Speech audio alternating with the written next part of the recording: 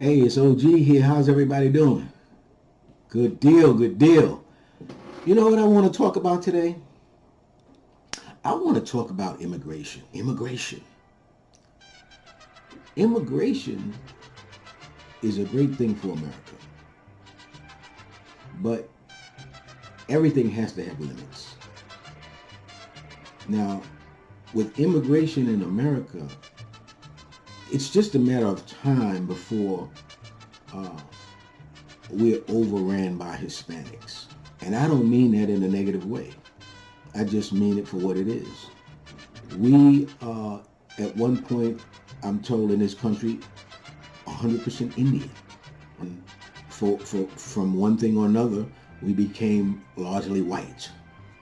And now you see in front of you a gradual shift. In history, you will see it as an evolution changing over into the Hispanics running the bulk of North America. Hispanics back in the 60s, 70s, and 80s that I grew up around were by and large Puerto Rican. I was from Brooklyn, New York. I didn't meet Mexican people until I went into the military and was down around Wichita Falls, Texas. Whereas now it's not just Mexicans coming in as far as immigration, it's Hispanics in general. I see Hispanics in New York City, Nebraska, North Dakota, South Dakota, Washington State. This is a new type of an immigration. This is not the same immigration. It's a different time. And really our policies need to take that into consideration. And I'm totally for immigration. But it has to be something orderly. Otherwise, what you want to do is get ran over. And it's going to happen anyway, because what we are looking at is a steady flow of immigrants. And again, it's not just staying with the border states now. It's going wherever labor is. And so if you can get people to work less expensive and there's a demand, those people are going to come and fill that. And so there is no turning that back. Because as Americans, we want our cake and eat it too.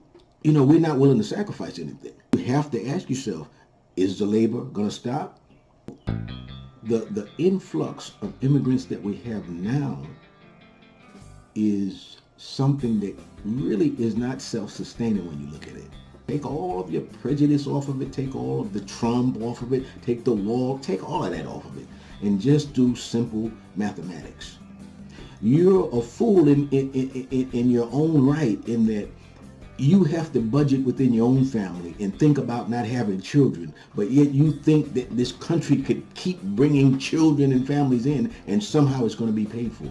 That's how much of a fool people have made you into, right? To put you as a Democrat or a Republican. That's how much of a fool that you have to look at how tight your budget is. If you go to the hospital, how tight that makes your family when you got a co-pay, a deductible, all of this. And you don't want to admit that you live in tight. Think about that. You have to watch your own pockets. So why would you think that people could constantly come in with families and yet somehow this is sustainable?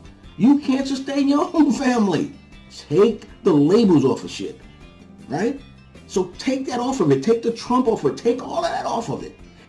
And you know, you go out to work and still need some kind of public assistance sometimes. This is not the same America as back in the 60s, 70s, 80s, and before. It's not the same America. Somebody's got to pay for this. You got to remember now, you got a wide gap between the rich and the poor. The rich are sitting up here saying that don't apply to us. We can always insulate ourselves from those people. You have to look at how it's affecting you.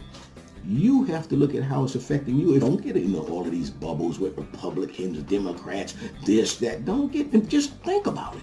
If I were those Hispanics, I would be doing the same thing they're doing. America appears to offer a better life. It's a place to be loved. So I don't blame them for coming. I would do the same exact thing.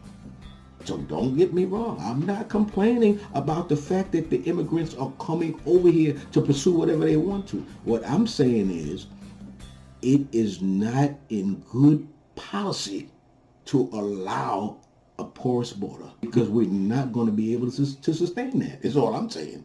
And that is all I'm saying. But my concern would be with the people that are being let in without consideration of how that affects the economy in terms of the people who are paying for that.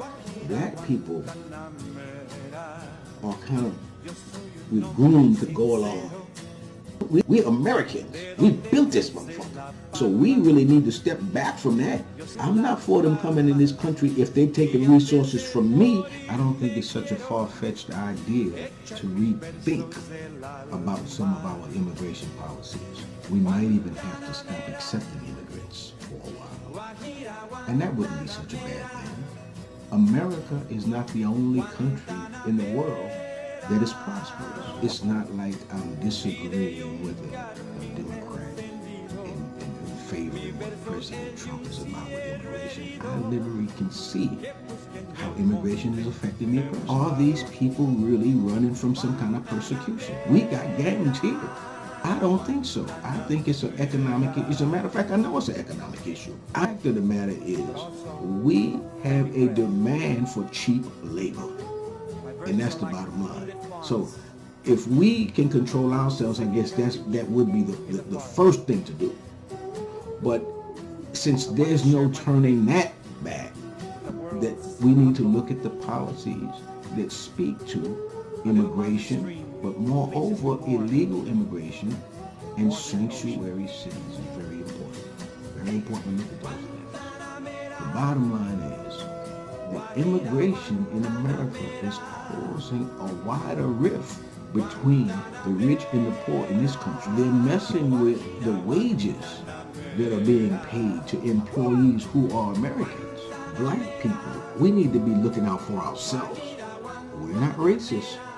Illegal immigrants take opportunities from Americans, and you know it.